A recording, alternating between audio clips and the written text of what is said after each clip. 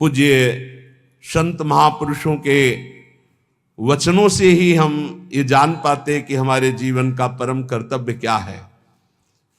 जो उपासक या भक्त भगवान की प्राप्ति के मार्ग में चला है, उसमें ये 5 बातें जब तक ना आवे तब तक कभी किसी को उपदेश ना दे और शिष्य ना बनावे। ये बहुत बड़े सिद्ध महापुरुष हैं, वो बोल रहे हैं। महात्माओं का हृदय माता की तरह दुलार करता है पूरे विश्व को। श्री सीताराम ओमकारनाथ जी महाराज जी ने कहा कि उपदेश देने जैसा खतरनाक खेल और कोई नहीं परमार्थ से भ्रष्ट होने के लिए। परमार्थ से भ्रष्ट होने के लिए उपदेश देने जैसा कोई खतरनाक खेल नहीं। बहुत बड़े महापुरुष हैं, क्योंकि उसमें देहाभिमान पुनः जागृत हो जाता है और काम आदि दोषों की बाहुल्यता, भोगों की बाहुल्यता, सम्मान प्रतिष्ठा की बाहुल्यता, और वो नष्ट होने में देर नहीं लगती। ये 5 बातें जब तक हृदय में ना जाए तब तक किसी को शिष्य न बनाए और उपदेश न दे, नहीं तो भ्रष्ट हो जाएगा पक्का। पहला, जब तक अंतःकरण पूर्ण रूप से शुद्ध ना हो जाए। अंतःकरण कहते हैं बुद्धि, मन, चित्त, अहंकार, 4 करणों को अंतःकरण कहते हैं। अंतःकरण शुद्ध कब माना जाता है? जब बुद्धि के निश्चय में एकमात्र परमात्मा है, मन में संकल्प विकल्प खत्म, केवल मन सावय मनः कृष्ण पदारविंदयो चित्त मुरारी पादार्पित चित्त वृत्ति अहंकार दासत्व में एक भी विकार जिसके अंतःकरण में उदय नहीं होता, वो शुद्ध अंतःकरण वाला महापुरुष प्रथम उपदेश का पहला अधिकारी। अंतःकरण में किसी भी तरह का कोई भी विकार ना होना, पूर्ण अंतःकरण का शुद्ध होना। दूसरा, जो व्यक्ति, ये हम नहीं कह रहे, बड़े महापुरुष कह रहे हैं, सामने शास्त्र इसीलिए रख के बोलते हैं कि आप ये ना सोचे कि हम कोई मनमानी बोल रहे हैं। कुछ भी होगा तो हृदय, शास्त्र, संत, तीनों से मिली हुई बात होगी, स्वतंत्र नहीं होगी। कोई भी ऐसी बात यहां से अनुभव युक्त भी निकलेगी तो आप पढ़ लेना, कहीं ना कहीं लिखा होगा। ऐसा नहीं हो सकता कि वो हमारे मनमानी बात हो, क्योंकि हमारा मन बचपन से लेके अभी तक जिसका स्वाध्याय करता रहा, जिनकी जूठन खाता रहा, जिनके चरणों के आश्रित रहा, वही मन में बैठ के बोलते हैं और कोई नहीं। पहला है उपदेश का अधिकारी कौन? जिसमें ये 5 बातें हों। पहली बात, अंतःकरण शुद्ध, बुद्धि, मन, चित्त, अहंकार, भगवदाकार, एक भी विकार जिसके हृदय में नहीं है। दूसरा, जो व्यक्ति स्वार्थ के लिए उपदेश सीखता है, जो अपनी वासनाओं की पूर्ति के लिए प्रवचन करना सीखता है, वो उपदेशक पक्का भ्रष्ट और दुराचारी हो जाएगा। वो धर्म का निर्वाह करने वाला नहीं होगा, उस समाज को भ्रष्ट करने वाला होगा। ये सिद्ध महापुरुष लिख रहे हैं, इसमें किसी की टीका टिप्पणी करने की बात नहीं। जिसको बुरा लगे तो भगवान को साक्षी करके हृदय में हाथ रख करके देख लेना। महापुरुषों के वचन डंके की चोट से होते हैं। जिसको बुरा लगे वो छाती में हाथ रख के बिहारी जी को साक्षी करके देख लेना कि ये वचन जो निकले हैं ये है हमारे में कि नहीं है, देख लेना। यहां केवल जबान की बात नहीं होती, छाती की बात होती है। जो व्यक्ति स्वार्थ पूर्ति के लिए, अर्थ प्राप्ति के लिए, वासनाओं की पूर्ति के लिए प्रवचन सीखता है, उपदेश सीखता है, दूसरे को उपदेश करता है, वो उपदेशक दुराचारी हो जाएगा, भ्रष्ट हो जाएगा, धर्म को नष्ट करने वाला बनेगा। तीसरा, जिसने अपनी वाणी में सत्य का अनुष्ठान नहीं किया, जिसने अपने आत्मस्वरूप का बोध नहीं किया, जिसकी वृत्ति निष्काम नहीं हुई, जो जगत से भगवत भाव रूप से संबंध नहीं की, वो बड़े से बड़ा विद्वान भी भ्रष्ट हो जाएगा। वो बड़े से बड़ा विद्वान भी भ्रष्ट हो जाएगा। ये देख लो, जिसके वाणी में सत्य नहीं, जो आत्मस्वरूप का बोध प्राप्त नहीं किए, जिसकी बुद्धि में निष्कामता नहीं, जो चराचर जगत में भगवत स्वरूप का भाव नहीं किए, वो बड़े से बड़ा विद्वान भी पतित हो जाएगा। चौथा, उपदेशक ब्रह्म विद्या और निदिध्यासन दोनों साथ में, अर्थात शब्द ब्रह्म का ज्ञान और परब्रह्म की अनुभूति दोनों। जो शब्द ब्रह्म का ज्ञान और परब्रह्म की अनुभूति से युक्त होगा, उसमें अमानिना मान देना, निर्माणता सबसे बड़ा सद्गुण होगा, निष्कामता उसके स्वभाव में होगी। ऐसा उपदेशक संसार के धर्म की प्रतिष्ठा करके सबको सुख प्रदान करता है।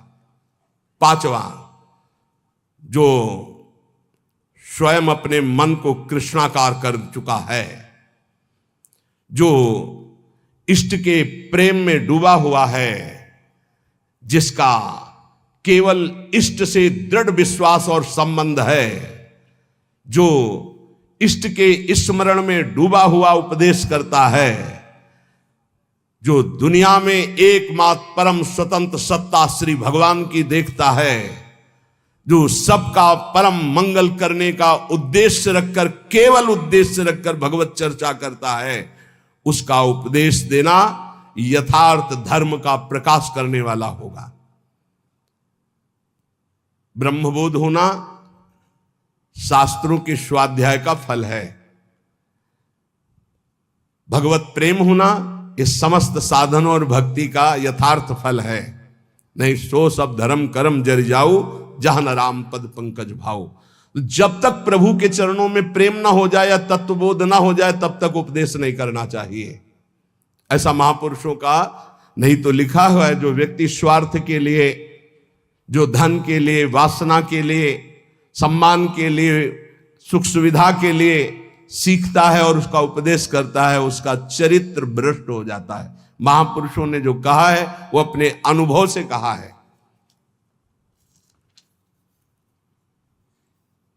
पहले अपने आप की जो माया जनित वृत्ति है उसको हटाओ और मुक्त हो जाओ, तब दूसरों को मुक्त करने की बात सोचिए। पहले अपना कल्याण करो, जग का कल्याण स्वयं होगा। यह शास्त्रीय सिद्धांत है। पहले खुद की वृत्तियों को ठीक करो, पहले खुद काम क्रोध विजयी बनो, पहले खुद निरंतर नाम जप का रसास्वादन करो, फिर बोलोगे तो निहाल कर दोगे। पूज्य श्री रामचंद्र डोंगरे जी महाराज, सुना है प्रगट में, आंखों से अश्रु बह रहे हैं, ग्रीवा झुकी हुई है, सामने ठाकुर जी हैं, और ऐसी कथा पूज्य श्री मथुरादास जी, सुना है, बड़े बड़े महापुरुष, और कथा की और उठे और चल दिए। जो जहां जैसा वो सब वहीं छोड़ दिया। वो अपना देखो, लगाओ, गौ सेवा में लगाओ, विद्यालय में लगाओ, जहां परमहंस पूज्य श्री रामचंद्र डोंगरे जी महाराज, बड़े बड़े महापुरुषों को देखा। ये जो भगवत चर्चा है, ये जो उपदेश है, जो सत्संग है, ये आत्म सुख के लिए है। जीवन निर्वाह तो प्रभु स्वयं अपने दासों का करते हैं, उसके लिए ये थोड़ी है। ये भगवत मार्ग बेचने वाला थोड़ी है कि हमारे जीवन का निर्वाह, हमारे जीवन का निर्वाह तो योगक्षेमम वाहम्यम श्री हरि करेंगे। ये चर्चा किस लिए हो रही है? सबका परम मंगल करने के लिए हो रही। स्वांता सुखाय तुलसी रघुनाथ गाथा। जो अपनी इंद्रियों पर नियंत्रण करता है वही दूसरे की इंद्रियों को विषयों से निकाल सकता है, अन्यथा नहीं। जो खुद इंद्रियों का गुलाम है वो दूसरे को इंद्रिय विजेता कैसे बना सकता है? एक बार किसी महात्मा के पास कोई माई गई अपने लाला को लेके, कहा लाला हमारा गुड़ खाता है, हमारी बात तो नहीं मानेगा, आप पर श्रद्धा रखता है, आप मना कर दो। तो कहा 1 हफ्ते बाद आना। वो 1 हफ्ते बाद आया, बच्चा गुड़ खाने से दांत में कीड़ा पड़ जाएंगे, पेट में कीड़ा पड़ जाएंगे, ठीक नहीं है, नहीं खाना चाहिए। माँ ने कहा तुम ये उसी दिन क्यों नहीं बता दिया? महाराज 1 हफ्ते बाद क्यों बुलाया? बोले मैं भी गुड़ खाता था, इसलिए पहले 1 हफ्ते छोड़ा तब उपदेश किया। जो अपनी इंद्रियों पर विजय प्राप्त नहीं किए हुए है, वो दूसरों की इंद्रियों को विषयों से कैसे हटा सकता है? धर्म का मार्ग बड़ा सूक्ष्म है, ये अनुभव के द्वारा ही समझ में आता है, शब्द पढ़ने से नहीं आता है। जो धर्म की सूक्ष्मता को जानता है वही धर्म का उपदेश करके सबके हृदय में धर्म को जागृत करता है। सबके हृदय में धर्म है, उसको जागृत करना है। जिसने एक श्री भगवान के स्मरण को मजबूती से पकड़ लिया है, उसको किसी की खुशामद करने की जरूरत नहीं अपने भरण पोषण के लिए। श्री भगवान को जिसने पकड़ लिया, उसको किसी की खुशामद करने की जरूरत नहीं अपने भरण पोषण के लिए। दुर्जनों के लिए ये सज्जन पुरुष ही हैं जो उनकी कटुता, उनकी गाली, उनके अपमान को सहकर उनका कल्याण करते हैं। केवल प्रवचन से कल्याण नहीं हो जाएगा। जब तक सज्जनता, साधुता नहीं आएगी। साधुता बहुत बड़ी बात है, प्रवचन कर लेना बहुत सरल बात है। साधुता बड़ी बात है। कबहू कहो या रहानी रहोंगो, श्री रघुनाथ कृपालु कृपाते साधु स्वभाव गहोंगो। परहित निरत निरंतर मन क्रम वचन नेम निबहोंगो। मन वचन कर्म से दूसरे का परम मंगल, परुख बचन अति दुशाश्रवण सुनते पावक न दहोंगो। जथा लाभ संतोष सदा काहूसो कछु न चाहोंगो। कबहू कहो या रहानी रहोंगो, श्री रघुनाथ कृपालु कृपाते साधु स्वभाव गहोंगो। साधु वही है जो बड़ी बड़ी सिद्धियों को ठोकर मारकर दूर करके भगवान के प्रेम में डूबता है। ठोकर मार करके। हित महाप्रभु कह रहे हैं, वेणु कानन क्वणित श्रवण सुंदर सुनत मुक्ति सम सकल सुख पाए पग पेलरी। आज तू ग्वाल गोपाल सो खेलरी। वेणु कान देख लाल बंसी बजा रहे हैं, बंसी में वो परमानंद की वर्षा कर रहे हैं कि अगर एक बार श्रवणेंद्री में पड़ जाए तो मोक्ष सुख को भी पैर से ठुकरा करके प्रेम रस में कूद पड़े। ऐसा बंसी की ध्वनि है।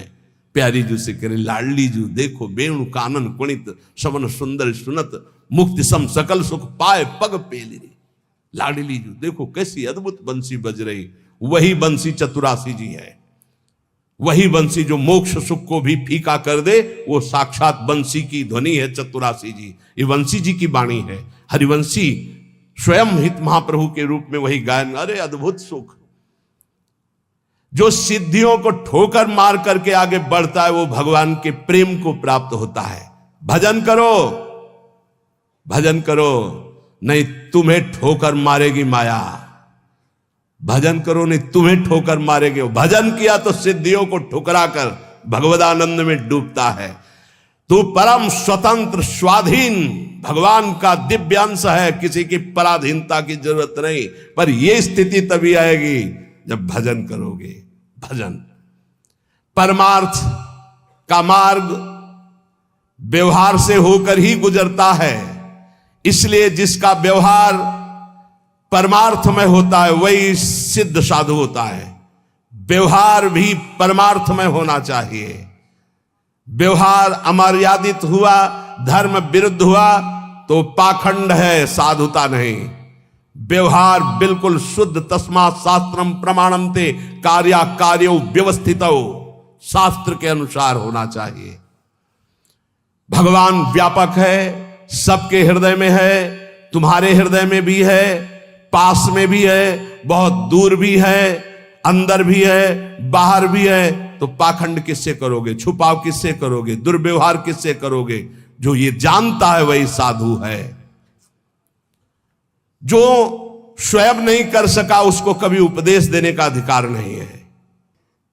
अपनी दिनचर्या ऐसी बनाओ जो गुरु प्रदत्त अनंत शक्ति प्रदान करने वाली अखंडानंद में स्थित करती है दिनचर्या।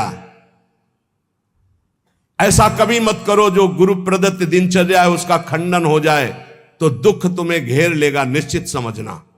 ये बहुत बड़े महापुरुषों की वाणी है। अपनी दिनचर्या गुरु प्रदत्त ऐसी बनाओ जिससे अनंत शक्ति और अखंडानंद की प्राप्ति होती, दिनचर्या से ही होती है। ऐसा कभी मत दिनचर्या का खंडन करो जो तुम्हारी शक्ति को छीन करके तुम्हें दुख में फंसा दे। ऐसी दिनचर्या विजयी होनी चाहिए कि आपके पास समय ही नहीं है। आपके पास अपनी दिनचर्या से बड़ा सौभाग्य है अपने साधकों को कि 1 मिनट के लिए समय नहीं। अगर कभी कहीं ऐसा तो 1 मिनट निकालना मुश्किल है। अपनी दिनचर्या ऐसी बना दी है